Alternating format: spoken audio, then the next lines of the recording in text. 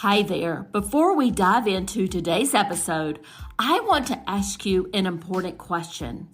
Are you wondering why your hard work isn't reflecting in your bank account? If so, I've got something that could change the game for you.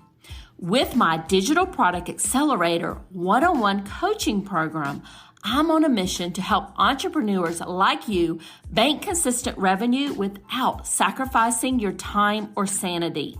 Imagine shifting from 90% client-facing work to enjoying consistent revenue from your digital products, all while reclaiming your time. You already know that you don't need another course, and a one-size-fits-all approach isn't going to cut it. What you need is a strategic, long-term plan tailored just for you. So if you're ready to build the profitable, freedom-giving business you've dreamed of, apply to work with me by going to destinycop.com/apply. I cannot wait to learn more about you and your business.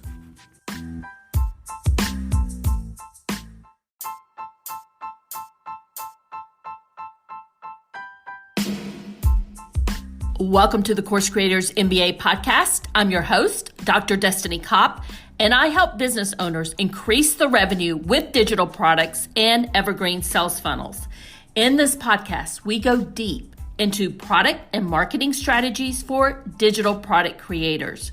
We cover everything from digital product creation, how to market and sell your digital products, and just as important, how to find your ideal customer. Let's jump right into our show.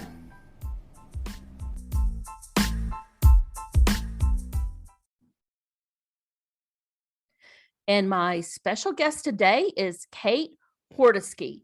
Kate is a Pinterest strategist and owner of KH Socials, a Pinterest marketing agency for bloggers and lifestyle brands. And Kate, I am super excited to be chatting with you today, honestly, about one of my favorite subjects, which is Pinterest marketing. And we're going to be talking about how to grow your business with Pinterest marketing in 2023. But before we get into all the questions I have for you, can you tell the audience just a little bit about you and how you help people? Hi, thank you so much for having me on. I'm really excited to be here chatting with you today. I do Pinterest marketing and management for bloggers and lifestyle brands. And I initially, for years, I did Instagram and content marketing, but like you, I just absolutely love the Pinterest platform. So I switched over completely to Pinterest about 3 years ago. And I've been working with brands on their Pinterest management ever since. So let's jump right in and kind of set the stage and talk about who is Pinterest right for and what type of businesses should be using Pinterest to grow their brand, grow their reach. Sure. Yeah. So, Pinterest has become really popular lately. So I have people coming to me all the time saying like, everyone's saying I need to be on Pinterest, but I don't really know why, or I don't know if it's right for me. So there are a few different factors that you need to look at before you decide if Pinterest is right for you. One of the biggest is if you are online or if you're more of a brick and mortar. So Pinterest works best for online businesses because there isn't really any kind of location targeting. People on there are just generally looking for information, ideas, inspiration. So anyone in the online space, it's a really great fit for. The other big thing that I look at is how much content are you creating? So Pinterest requires a consistent supply of new content. You can't just have like 3 blog posts up and continually be posting those. So you want to look at if you are creating or if you have the capacity to create content on a consistent basis. This can be a lot of different things. This can be, if you're a photographer, it's different photo shoots, could be YouTube videos, blog posts, podcast episodes, products if you're e-commerce. But yeah, are you able to consistently put content out to kind of feed the Pinterest machine? And what would you say, what type of content works best? Is it all of those or just fine? What works best is something that it's really easy for the Pinterest user to say yes to. So one thing that makes Pinterest so great is that um, all of the searches are unbranded. So people aren't on there, say, searching for Nike sneakers. They're searching for white sneakers. So it's great because like, people don't need to know you to find your content, but because they don't know you, they're likely, they want something free and easy. You haven't built up that like, know, and trust factor. So you need something that's super easy for them to say yes to. So like a blog post, a podcast episode, a YouTube video, or even a freebie. Excuse me. But yeah, free content that meets the user where they are in their search journey. So let's talk about, I've been using Pinterest for many years now. I think I started back maybe I can't remember, from a business standpoint, maybe 2017, 2018. Mhm. How has Pinterest changed over the years? And are there things that we may have done years ago that we shouldn't be doing today? Or can you kind of walk us through that? Sure, yeah. So in terms of how the user is using Pinterest, that hasn't changed. And in terms of the benefits of Pinterest, that hasn't changed either. Primarily, the benefits of Pinterest are to build brand awareness and to drive website traffic. But on the marketing side and the like actual strategy side, a fair amount has changed. And I would say the biggest piece of that is the volume of content you're putting out. So if any of your listeners were using Pinterest back in 2017, really prior to 2020, we were doing something called looping content. So we would be pinning the same things over and over and over. And you'd be pinning a really high volume, a mix of both your content and other people's content. So when you were managing account prior to 2020, you might be pinning up to 100 pins a day because you could just regurgitate content over and over. But since then, Pinterest has gone more of like a quality over quantity approach. So I recommend, around 5 to 10 pins a day, but it's new content. So there's more of an emphasis on fresh content rather than pinning the same thing over and over. And there's much more of an emphasis on posting your own content versus repinning a bunch of content from other people. Okay, I just want to make sure I'm clear because some of this information is new to me. I haven't kept up with this Sure. as much as I should have. So, what we should be focused on now is quality over quantity, and I Mhm. think that's I think all of us are in the background, kind of clapping our hands about that. Yeah. Did you say we should be focused on pinning 5 to 10 pins per day? That's the average that I recommend. It's going to depend on how much content you have to share and how much time you want to invest, but that's a general rule of thumb. Okay. And the other thing that you mentioned that has changed is they really want us posting and linking back to our own content rather than repinning everybody else's content. Exactly. Okay. All right. So that's a change. That's a huge change because I know, a few years ago, the Tailwind communities were a big thing. And, do you recommend people using those anymore, or is that kind of gone by the wayside? So yeah, Tailwind communities and similarly group boards used to be a really, really effective strategy because, like I said, repinning content was a great way to grow your account. There are still the occasional clients that I find some group boards work well for and Tailwind communities, but for the most part, I don't spend a lot of time on that. They can be time consuming and they're nowhere like as near effective as they used to be for the most part. So I would put your time more on creating your own content rather than pinning to these communities or these group boards and hoping for that to get your numbers up for you. Okay.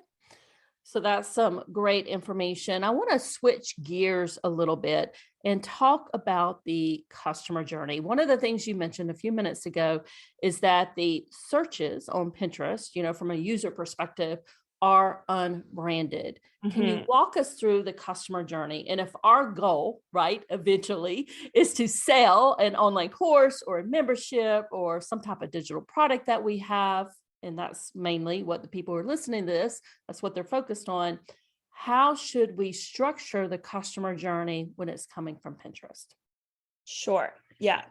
So I think one thing that's really helpful to clarify is the difference between Pinterest and Instagram in terms of how the user is using the platform.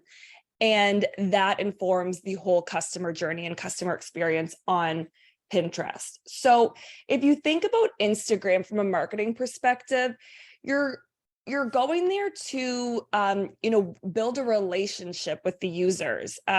You're sharing behind the scenes, you're having conversations, and people that are on there, they're following to be engaged, to learn about you. And yeah, it is a social platform.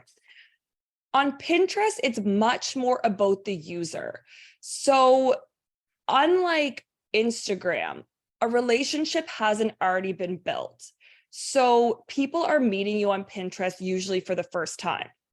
The benefit of this is that you can get your business in front of a whole new audience. So that's really helpful. But what you need to keep in mind in terms of the customer journey is that these people don't know you yet. Like, you haven't built that know, trust factor. You haven't built that relationship. So you're meeting the user at the very beginning of their customer journey. So for something like course creation or like a membership program, that's likely a bigger ticket item. So a user likely won't come to Pinterest, come across your content, and instantly sign up for your membership program. So the Pinterest sales funnel is a super important aspect of being successful on your Pinterest marketing strategy. So typically what's going to happen is someone is going to come to Pinterest and say you have a nutrition membership program. Maybe they're searching for healthy recipes, meal prep ideas. They have a question that they're looking for a solution for, and this is where your blog content comes in. So you're creating all of this free content that's meeting the user where they are, with a question. They're looking for nutrition tips, whatever it is. And then once you get them to your site, you can start to bring them into your sales funnel. And for something like courses or membership programs, this will typically be getting them onto your email list, and then you can nurture them from there towards your membership program. So thinking of the user journey as they don't know you yet, they need some free content that meets them where they are in their search journey, and then kind of like guiding them towards a paid product down the road. So would you suggest, so if they're searching, like you mentioned, like healthy recipes, would you suggest pinning maybe one of the pins going directly to one of your free gifts, and some of the pins going to maybe some blog posts or podcast episodes?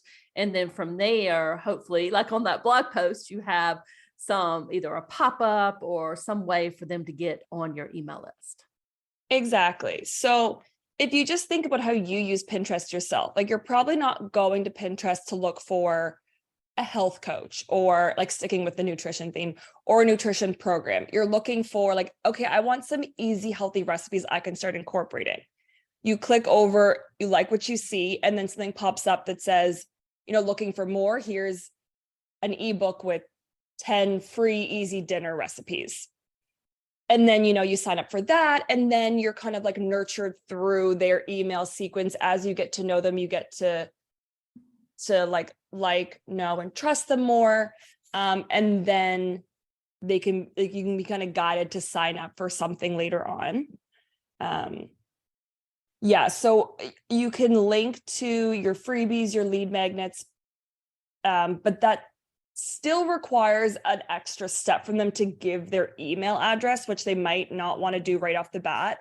So prioritizing your content strategy around super easy to say yes to content that doesn't require anything from the Pinterest user other than just a click to your website. So let's say that somebody's listening here and they're like, yes, I definitely want to invest in, spending time on Pinterest, growing my, Pinterest account so I can, eventually build my brand, expand my brand awareness and drive traffic to my website. Mhm. How long does it take somebody to really see results from their Pinterest investment? So Pinterest is a slower moving platform than something like Instagram. So, there's no hard and fast rules for how long it's going to take, but it's a good, 3 to 6 months before you can expect to see real tangible results. That doesn't mean you're not going to see anything right off the bat, but it is a much slower moving platform because Pinterest is a search engine. So just like you wouldn't expect to be on the top ranking spots in Google in your first month or two of doing your SEO on your website, you likely won't be ranking high on Pinterest for the first few months either. So Sorry, go ahead. no, I was just going to say, so it's like I thought, a more of a long-term game, like kind of like SEO when you're trying to build up your ranking to get to that first page of Google. Exactly. So Pinterest is a search engine just like Google. It just happens to be a visual search engine. But what Pinterest is doing, anytime you post something, it's indexing your content and it's trying to understand who you are. So it takes a little while for it to understand you. The upside of that is once it does understand you, the life cycle of your pins can last years. Like one of my clients consistently, her top blog post is from 2016, but it's become so popular on Pinterest that Pinterest sees it as really high value content. So it's continuing to send it out like years later. So whereas an Instagram post might have a life cycle of a couple days, Pinterest can be months and years, from one pin driving content. So it's a slower game, but it snowballs once it gets going. So Kate, before we wrap it up here, do you have any last minute tips for the audience? I think that a step that is missed a lot, which I have touched on here, is understanding where the Pinterest user is. So you're not just throwing up content, without a strategy in place. You really need to think like, why is someone coming to Pinterest? What are they looking for? And what high value free content can I provide for them to meet them where they are in their initial stages? And then how can I have a strong funnel in place to keep them coming back for more? Kate, thank you so much for all of your wonderful tips here today and educating me kind of the changes on Pinterest. That was a great conversation. Can you let the audience know where they can find you? And I believe you have a free gift for them also. Absolutely. So you can find me online at khsocials.com, and I'm on Instagram at kh.socials. And if you go to my site, I have a free beginner's guide to Pinterest marketing. And I walk you through the 8 essential steps to getting your account set up and getting the basis of your strategy in place so that you can start pinning and growing your business on Pinterest. And thank you so much, Kate. I will make sure all of those links are in the show notes so people can click on them and find you. Thank you so much. It was so great chatting with you. Thanks for listening all the way to the end. If you found value in this episode, I'd love a quick review on whatever podcast platform you're listening on. If you don't know what to say in the review, just say, Destiny, I loved your episode on whatever topic you're listening to. This will help us get our content out to more people just like you. Have a great rest of your day and bye for now.